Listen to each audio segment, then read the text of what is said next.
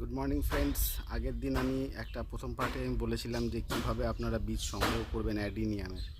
তো এটা আগের দিন আমরা দেখিয়েছিলাম যে আমি কিভাবে বেঁধে দিয়েছি। এটা আবার আজকে বলে দিচ্ছি। যখনই বীজ আপনার দেখবেন যে হয়ে এসছে, বড় হয়ে এসছে, তখন মানে ফাটার আগে আপনারা এইভাবে 3 জায়গায় এভাবে বেঁধে দেবেন।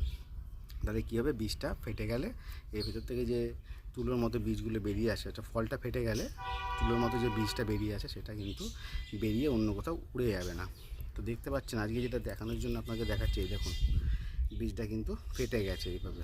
আর ভেতরে এই যে লম্বা লম্বা তুলোর মতো আপনার বীজ রয়েছে। এটাকে আমাকে নিতে হবে। এভাবে যদি আমি বেঁধে না দিতাম তাহলে কিন্তু তুলোর মতো এই বীজগুলো উড়ে যেত। ঠিক আছে, আজকে আমি এই বীজটাকে তুলে নেব, অর্থাৎ কেটে নেব, গাছ থেকে কেটে আমি রেখে দেবো। রেখে কিছুদিন রাখবো, তারপরে আমি এটা থেকে বীজগুলো বের করে নেব। তো এইভাবে আমি কেটে নিলাম।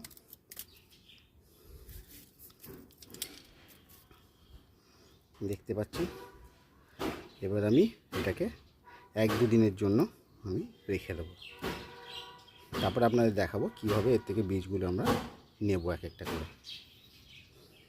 Thank you.